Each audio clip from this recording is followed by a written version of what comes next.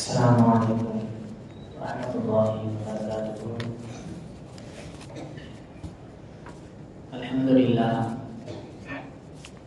Alhamdulillahirabbil alamin. Wassalatu wassalamu ala rasulil karim wa ala alihi wasahbihi ajma'in. Amma ba'd. A'udzu billahi minasyaitonir rajim. Bismillahirrahmanirrahim. Al-yawma akmaltu lakum dinakum wa atmamtu 'alaykum ni'mati wa raditu lakum al-Islam dinan. Waqala Rasulullah sallallahu alaihi wasallam al-hajju 'arafatun wa ila qala faradul ma'id wa yawm arafah. புகழனைத்தும் அல்லாஹ் ஜல்ல ஷானஹு தஆலா அவருக்கு உரித்தாகுமாறுக. சாந்தியும் சமாதானமும் அன்பும் கருணையும் அகிலத்தின் அருள்படை அனலங்கர்மான ரசூலுல்லாஹி ஸல்லல்லாஹு அலைஹி வஸல்லம் அவர்களின் மீதும் அவர்களை சற்றும் பிசாமல் பின்பற்றி வாழ்ந்து வந்த உத்தம சத்திய சஹாபாக்கள், தாபீன்கள், தபா தாபீன்கள், நாதாக்கள், ஷுஹதாக்கள், நல்லடியார்கள், குறிப்பான அமைச்சார்கள் அனைவரின் மீதும் என்றென்றும் கொண்டான் என்று நிலவரமாகுக. இல்லாமல்ல ஆலமீன் புனிதமிக்க இந்த ஜும்ஆவுடைய நாளில் நாம் செய்கின்ற அமல்களை அல்லாஹ் தஆலா ஏற்றுக்கொள்வானாக. ஜும்ஆவுடைய தினத்தில் நாம் செய்கின்ற துஆக்களை அல்லாஹ் தஆலா அங்கீகரிப்பானாக. இந்த நாளில் அல்லாஹ் அருளுகின்ற இறக்குகின்ற ஆசிரியர்களை வருவர்களை முழுமையாக அடைந்து அனுபவிக்கக்கூடியவர்களாக அல்லாஹ் நம் அனைவர்களையும் மாற்றங்கள் வடிவானாக. நினைவுகளாக நல்லடியார்களே, ரசூலுல்லாஹி ஸல்லல்லாஹு அலைஹி வஸல்லம் அவர்களால் மற்ற நாட்களில் அமல் செய்வதை விட இந்த நாளில் அமல் செய்வது இறைவனுடைய பாதையில் சென்று ஜிஹாது செய்வதை விட சிறந்தது என்று ரசூல் ஸல்லல்லாஹு அலைஹி வஸல்லம் அவர்களுடைய நாவால் நன்மாராயம் கூறப்பட்ட அந்த துல்ஹஜ்ஜினுடைய ஆரம்ப நாட்களில் இருக்கின்றோம். இந்த நாளில் நமக்கு முக்கியமாக நமக்கு வரக்கூடிய இரண்டு விஷயங்கள் என்ன அப்படின்னு சொன்னால், ஒன்று அரஃபாவினுடைய நாள், இரண்டாவது அதற்கு அடுத்த நாளில் நாம் நிறைவேற்றக்கூடிய குர்பானி அப்படின்னு சொல்லக்கூடிய அந்த உணர்வான அமல் நம்மை எதிர்நோக்கி கொண்டிருக்கின்றது. இந்த நாளில் அரஃபாவினுடைய அந்த தினமும் அந்த இடமும் அந்த நாளும், அதற்கு அடுத்து வரக்கூடிய குர்பானி அப்படின்னு சொல்லக்கூடிய அந்த உன்னதமான வணக்கமும் நமக்கு கற்றுத் தருகின்ற பாடம் என்ன? ஏன்னா மற்ற நாட்களை விட ரசூல் ஸல்லல்லாஹு அலைஹி வஸல்லம் இந்த நாளை பொதுவாக இந்த நாட்களில் செய்யக்கூடிய அமல்கள் அல்லாஹ் தஆலாவுக்கு ஜிஹாதை விட பிரியமானது அப்படின்னு சொல்லியிருக்கிறாங்க. அது மட்டுமல்ல, அரஃபாவினுடைய நாள் குறித்து ரசூல் ஸல்லல்லாஹு அலைஹி வஸல்லம் அவங்க சொல்லும் பொழுது அல் ஹஜ்ஜு அரஃபா, ஹஜ்ஜில நிறைய அமல்கள் உண்டு. தவாஃப் எடுத்துக்கலாம், சஅய் செய்கிறது, இந்த மாதிரி நிறைய அமல்கள் உண்டு ஹஜ்ஜில. ஆனா ரசூல் ஸல்லல்லாஹு அலைஹி வஸல்லம் அவங்க சொல்லும் பொழுது ஹஜ் என்றாலே அரஃபா அப்படின்னாங்க. அதே மாதிரி ரசூல் ஸல்லல்லாஹு அலைஹி வஸல்லம் அவங்க சொல்லும் பொழுது அஃலல் துஆஇ, துஆவிலேயே சிறந்த துஆ எதுன்னு சொன்னா துஆவு யௌமு அரஃபா, அரஃபா நாளில் கேட்கக்கூடிய துஆ. அதே மாதிரி அரஃபா நாள் குறித்து ரசூல் ஸல்லல்லாஹு அலைஹி வஸல்லம் சொல்லும் பொழுது மற்ற நாட்களில் அல்லாஹ் தஆலா நரகவாசிகளை விடுதலை செய்வதை விட இந்த அரஃபாவினுடைய தினம், அதாவது துல்ஹஜ் மாதத்தினுடைய பிறை 9 அன்று அல்லாஹ் தஆலா மற்ற நாட்களில் நரகவாசிகளை விடுதலை செய்வதை விட இந்த நாளில் அல்லாஹ் தஆலா நரகவாசிகளை அதிகமாக விடுதலை செய்கிறான் அப்படின்னு ரசூல் ஸல்லல்லாஹு அலைஹி வஸல்லம் அவங்க இவ்வளவு முக்கியத்துவம் கொடுத்து அந்த அரஃபாவினுடைய தினத்திற்கு நிறைய சிறப்புகள் அல்லாஹ் தஆலா கொடுத்திருக்கிறான் அப்படின்னு சொன்னா, எதனால் அந்த தினத்திற்கு அப்படிப்பட்ட சிறப்பு வந்தது? ரசூல் ஸல்லல்லாஹு அலைஹி வஸல்லம் அவர்கள் 1400 ஆண்டுகளுக்கு முன்பாக அந்த சமுதாயத்தை கொண்டு வந்து அரஃபாவினுடைய மைதானத்தில் நிப்பாட்டி ரசூல் ஸல்லல்லாஹு அலைஹி வஸல்லம் அவர்கள் அரஃபாவினுடைய பேருரையின் போது ஒட்டுமொத்த இஸ்லாமிய சமூகத்திற்கும் கியாமத் நாள் வரைக்கும் வரக்கூடிய முஸ்லிம்களுக்கு ரசூலுல்லாஹி ஸல்லல்லாஹு அலைஹி வஸல்லம் அவர்கள் கற்றுத்தந்த பாடம் என்ன? முதல்ல இந்த அரஃபாவினுடைய தினம் எப்படி நமக்கு சிறப்பிற்குரியதா இருக்குதோ, இந்த தினத்தினுடைய சிறப்பை யூதர்கள் என்ன செஞ்சிருந்தாங்கன்னு சொன்னா தெளிவாக வழங்கி வச்சிருந்தாங்க அரஃபா தினத்தினுடைய சிறப்பை.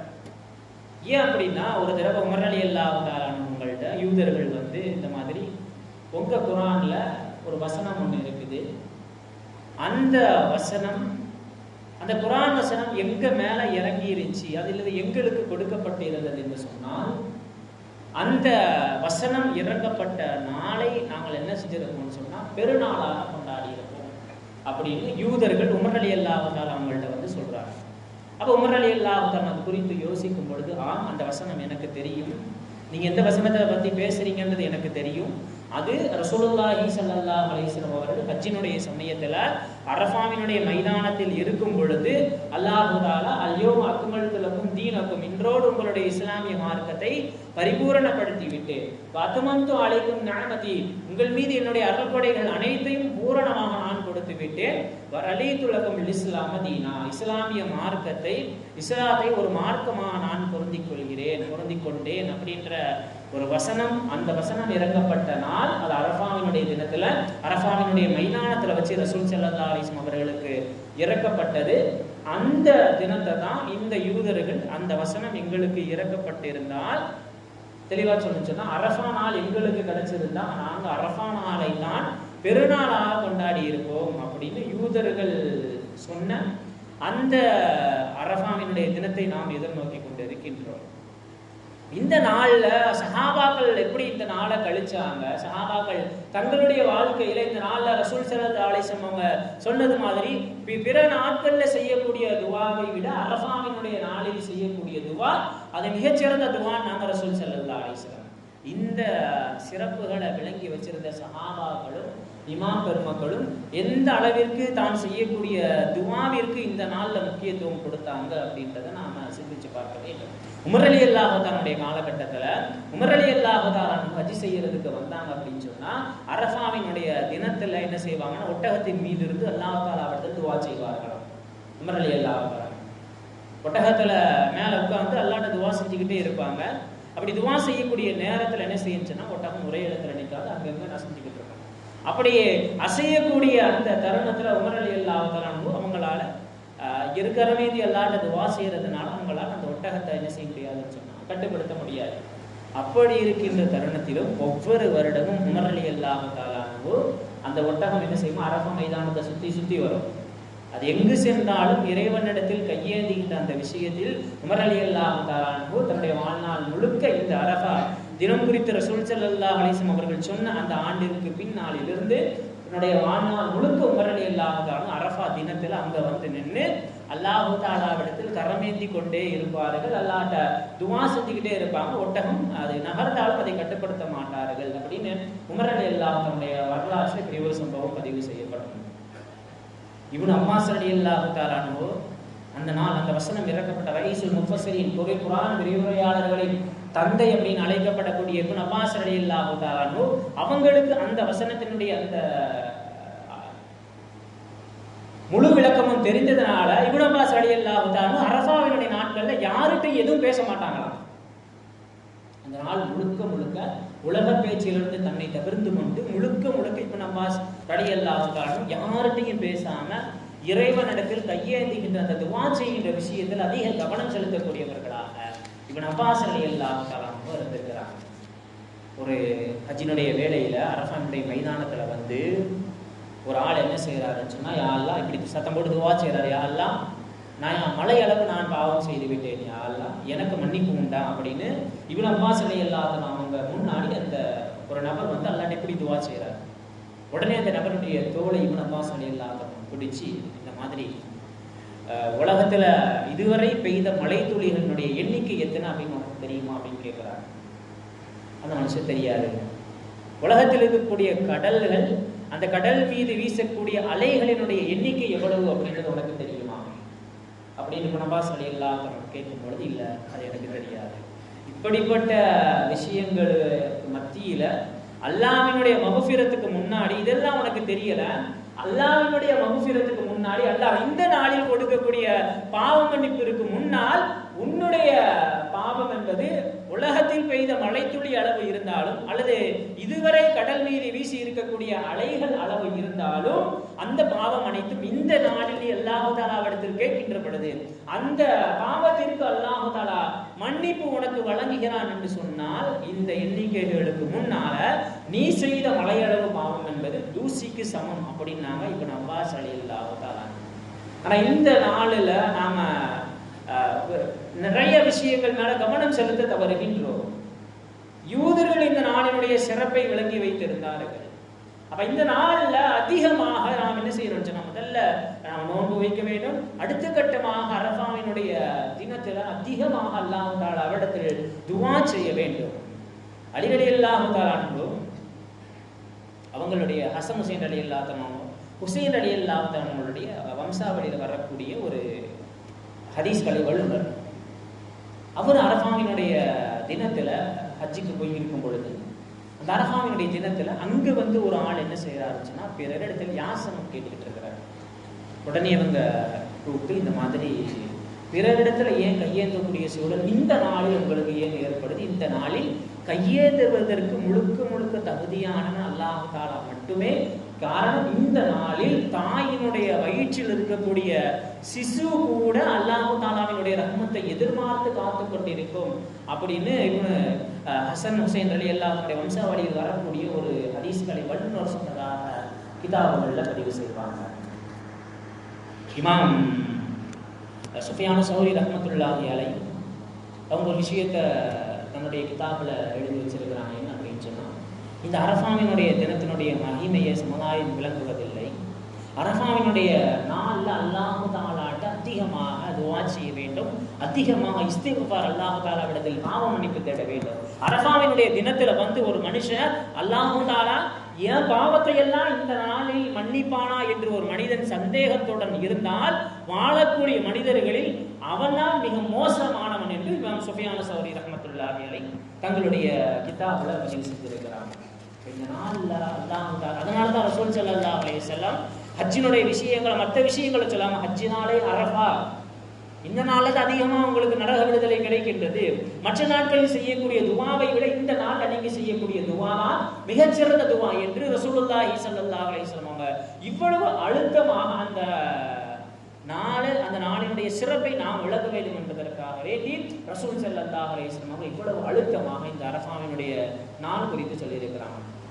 ஷைத்தான் மற்ற நாட்கள்ல நமக்கெல்லாம் தெரியும், சில நேரங்கள்ல ஷைத்தான் ஓடுவான், சில நேரங்கள்ல அழுவான் அப்படின்னு. மற்ற நாட்களில் ஷைத்தான் அழுவதை விட இந்த நாள்ல ஷைத்தான் அதிகமாக என்ன செய்யறான்னு சொன்னா அழுகிறான், கேவலம் அடைகிறான், அதே மாதிரி சிறுமை அடைகிறான், நஷ்டவாளியாக மாறுகின்ற நாள் இந்த நாள் அப்படின்னு இமாம் இப்னு கய்யிம் ரஹ்மத்துல்லாஹி அலைஹி இந்த அரஃபாவினுடைய தினம் குறித்து சொல்லியிருப்பாங்க. இமாம் அஹ்மத் இப்னு ஹம்பல் ரஹ்மத்துல்லாஹி அலைஹி அவங்க வாழக்கூடிய காலகட்டத்தில் அரசருக்கும் அவங்களுக்கும் மிகப்பெரிய வாக்குவாதம் குர்ஆன் சம்பந்தப்பட்ட விஷயத்துல. அரசர் தன்னுடைய விஷயத்துக்கு கட்டுப்படலை அப்படின்னோன்னா சாட்டையால் அடிச்சு கடுமையான சிறைவாசம் அனுபவித்தவர்கள் இமாம் அஹ்மத் இப்னு ஹம்பல் ரஹ்மத்துல்லாஹி அலைஹி. அவங்க சிறைக்குள்ள இருக்கும் பொழுது சிறையினுடைய ஜெயிலர் வந்து அந்த இமாம்கிட்ட கேட்குறாங்க, இந்த மாதிரி அரஃபாவினுடைய தினத்துல, இன்றைய தினம் வந்து அரஃபாவினுடைய தினமா இருக்குது, நீங்க வந்து நோன்பு வைக்க போறீங்களா? ஏற்கனவே கடுமை சாட்டையால் அடிச்சு கொண்டு வந்து போட்டிருக்காங்க. இப்போ இமாம் அஹ்மத் ஹம்பல் ரஹ்மத்துல்லாஹி அலைஹி கேட்கப்பட்டுச்சு, இந்த நாளில் இது அரஃபாவினுடைய நாள், இந்த நாளில் அவங்க சமுதாயத்தில் எல்லாருமே நோன்பு வைப்பாங்க, இந்த நாளில் நீங்கள் நோன்பு வைக்க போறீங்களா அப்படிங்கும்போது, ஏன்னா உடம்பு முடியலை, இந்த நாளில் எப்படி நீங்கள் நோன்பு வைப்பீங்க அப்படிங்கும் பொழுது, அப்போ இமாம் அஹ்மத் ஹம்பல் ரஹ்மத்துல்லாஹி நீங்கள் வந்து தாக்கியது என்னுடைய உடலை மட்டும்தான், நீங்கள் சாட்டையால் அடித்ததெல்லாம் என்னுடைய உடலை மட்டும்தான், என்னுடைய ரூஹ் என்பது அது முழுக்க முழுக்க அல்லாஹ் தஆலாவிற்காக வேண்டி அர்ப்பணிக்கப்பட்ட ரூஹாக நான் என்னுடைய உயிரை நான் மாற்றிக்கொண்டேன். அது மட்டுமல்ல, நீங்க அடைத்திருக்கக்கூடிய இந்த சிறை சுவர், என்னை ஜெயிலில் போட்டிருக்கீங்க, இந்த ஜெயிலுடைய சுவர்கள் எல்லாம் என்னுடைய உடலை தான் அடைக்க முடியுமே தவிர என்னுடைய துவாவிற்கு உங்களால சிறைகள் கட்ட முடியாது. இந்த அடைப்பு, இந்த ஜெயில் என்பது என்னுடைய உடலுக்கு தானே தவிர என்னுடைய துவாவை ஒரு பொழுதும் எப்படிப்பட்ட சுவராலும் எப்படிப்பட்ட ஜெயிலுக்குள்ளும் வைத்து நீங்கள் அடைக்க முடியாது. இந்த நாளில் அல்லாஹ் தஆலாவிடத்தில் கட்டாயமாக துவா செய்வேன் அப்படின்னு இமாம் அஹ்மத் இப்னு ஹம்பல் ரஹ்மத்துல்லாஹி அலைஹி தங்களுடைய வாழ்க்கையில இந்த நாளில் துவாவினுடைய மகத்துவத்தை விளக்குவதற்காக வேண்டி இப்படிப்பட்ட வரலாற்று சம்பவங்களினுடைய பின்னணியில் வளர்ந்த நாம் அந்த நாளில் எப்படி பயன்படுத்தி கொண்டு இருக்கின்றோம். ஆன்மீகம் சம்பந்தமா இந்த மாதிரி விஷயங்களை தாண்டி அரஃபாவினுடைய தினம் ரசூல் ஸல்லல்லாஹு அலைஹி வஸல்லம் அவர்கள் ஆட்சிய அந்த அரஃபா நாளினுடைய பேருரை ஒட்டுமொத்த உலகத்திற்கும் ஒரு பெரிய ஒரு பாடத்தை ரசூல் ஸல்லல்லாஹு அலைஹி வஸல்லம் கற்றுக் கொடுத்திருக்கின்றார்கள். அந்த அரஃபா தினத்தில் ரசூல் ஸல்லல்லாஹு அலைஹி வஸல்லம் பேசிய அந்த உரை குறித்து வரலாறுகள் எழுதி வச்சிருக்கிறாங்க.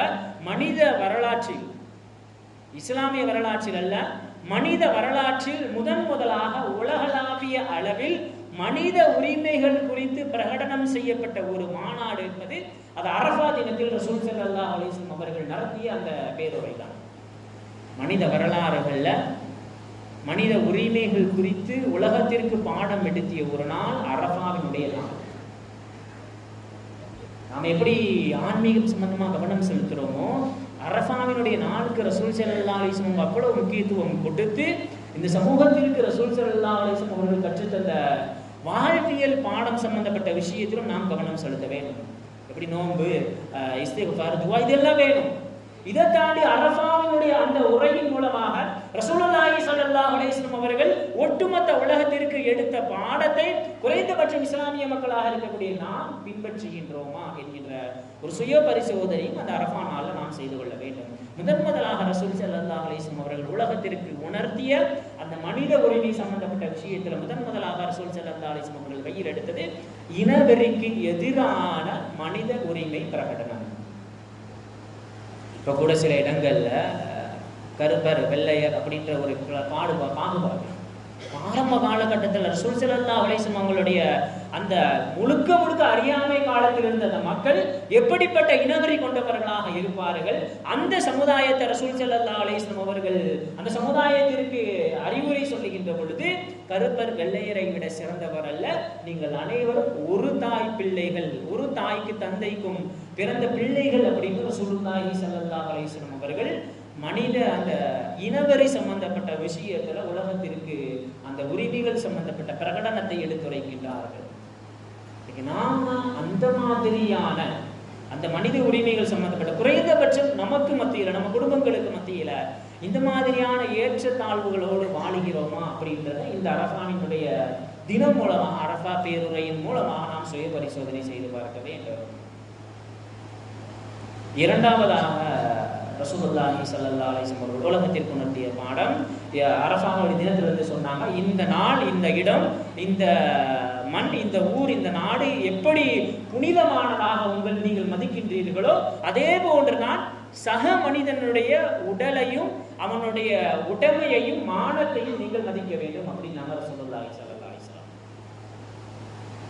எப்படி இந்த நாளுக்கு நீங்க கண்ணியம் செலுத்துறீங்களோ, இந்த மண்ணுக்கு நீங்க கண்ணியம் செலுத்துறீங்களோ, இந்த மண் தன்னிடத்தில் வைத்திருக்கக்கூடிய காபத்துல்லாஹ் எப்படி இது மாதிரியான இஸ்லாமிய மார்க்கத்தில் இருக்கக்கூடிய அடையாள சின்னங்களுக்கு எப்படி நீங்கள் கண்ணியத்தை கொடுக்கின்றீர்களோ அதே போன்று பிற மனிதனுக்கும் அவனுடைய உடைமைக்கும் அவன்கிட்ட என்னென்ன விஷயங்கள் எல்லாம் இருக்குதோ பொருளாதார ரீதியாக அல்லது அவன் சேர்த்து வைத்த சேமிப்பு ரீதியாக என்னென்ன விஷயங்கள் எல்லாம் இருக்குதோ அதில் நீங்கள் கவனம் செலுத்த வேண்டும் அப்படின்ற ஒரு பிரகடனத்தை ரசூலுல்லாஹி ஸல்லல்லாஹு அலைஹி வஸல்லம் சொல்லித்தராங்க. அப்போ நாம சார்ந்திருக்கின்ற குடும்பம், மஹல்லா சம்பந்தப்பட்ட விஷயத்துல சக மனிதனுக்கு நாம் எந்த அளவுக்கு மரியாதையும் அவன் சார்ந்திருக்கின்ற அவனுடைய உடைமைகளுக்கு எந்த அளவுக்கு நாம கண்ணியம் செலுத்தக்கூடியவர்களாக, அவனுடைய மரியாதையை காப்பாற்றக்கூடியவர்களாக நாம் இருக்கிறோம் அப்படின்றத இந்த அரஃபா பேருரையின் மூலமாக நாம் சிந்தித்து பார்க்க வேண்டும். அடுத்த ரசூல் ஸல்லல்லாஹு அலைஹி வஸல்லம் அவர்கள் செய்த பிரகடனம் வட்டி ஒழிப்பு பிரகடனம். ரசூல் ஸல்லல்லாஹு அலைஹி வஸல்லம் உலகத்திற்கு உணர்த்திய செய்தி, இதுவரை அறியாமை காலத்தில் இருந்த உங்களுடைய வட்டி என்கின்ற அந்த பொருளாதார சம்பந்தப்பட்ட விஷயத்தை இன்றோடு அரஃபா தினத்துல வச்சு சொன்னாங்க ரசூல் ஸல்லல்லாஹு அலைஹி வஸல்லம். இன்றோடு என்னுடைய காலுக்கு கீழ் போட்டு புதைக்கிறேன் அப்படின்னாங்க. பொருளாதார சம்பந்தப்பட்ட விஷயத்துல, குறிப்பாக வட்டி சம்பந்தப்பட்ட விஷயத்துல வெளிப்படையாகவோ மறைமுகமாகவோ நாம் எந்த அளவிற்கு அதிலே ஈடுபட்டு கொண்டிருக்கின்றோம் என்கின்ற பரிசோதனையில் இந்த அரஃபா தினத்தின் மூலமாக நாம் செய்து கொள்ள வேண்டும். அடுத்த ரசூல் ஸல்லல்லாஹு அலைஹி வஸல்லம் கடைசியாக ஒட்டுமொத்த உலகத்திற்கு நடத்திய செய்தி பெண்கள் சம்பந்தப்பட்ட உரிமைகள், அதே போன்று குடும்ப கட்டமைப்பு சம்பந்தப்பட்ட விஷயத்துல ரசூலுல்லாஹி ஸல்லல்லாஹு அலைஹி வஸல்லம் அவங்க பெண்கள் உங்களிடத்தில் ஒப்படைக்கப்பட்ட அமானிதம், அவர்கள் விஷயத்தில் நீங்கள் அவர்களுக்கு பேண வேண்டிய உரிமைகளையும் அவர்களுக்கு செலுத்த வேண்டிய கடமைகளையும் நீங்கள் சரியான முறையில் செலுத்திக் கொள்ளுங்கள், குடும்ப சம்பந்தப்பட்ட விஷயத்தில் நீங்கள் சரியான முறையில் நடந்து கொள்ளுங்கள் என்கின்ற பிரகடனத்தை ரசூலுல்லாஹி ஸல்லல்லாஹு அலைஹி வஸல்லம் இந்த உலகத்திற்கு, இஸ்லாமிய சமூகத்திற்கு அல்ல, அந்த உலகத்திற்கு ரசூல் ஸல்லல்லாஹு அலைஹி வஸல்லம் கற்றுக் கொடுத்திருக்கின்றார்.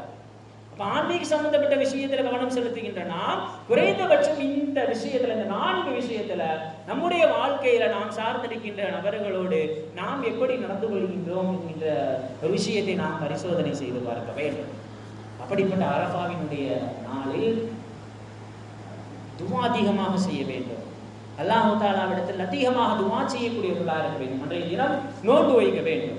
ரசூலுல்லாஹி ஸல்லல்லாஹு அலைஹி வஸல்லம் சொல்லியிருக்கிறார், அரஃபாவினுடைய நாளில் வைக்கக்கூடிய நோன்பு அதற்கு முந்தைய ஒரு வருட பாவத்திற்கும் அதற்கு அடுத்து வரக்கூடிய பாவத்திற்கும் மன்னிப்பாக அந்த நோன்பு இருக்கிறது அப்படின்னு இருக்கிறாங்க. வரக்கூடிய புதன்கிழமை அரஃபாவினுடைய 9வது நாள் நாம் நோன்பு இருக்க வேண்டும். அந்த நாளில் அல்லாஹ் தஆலாவிடத்தில் அதிகமாக துஆ செய்ய வேண்டும்.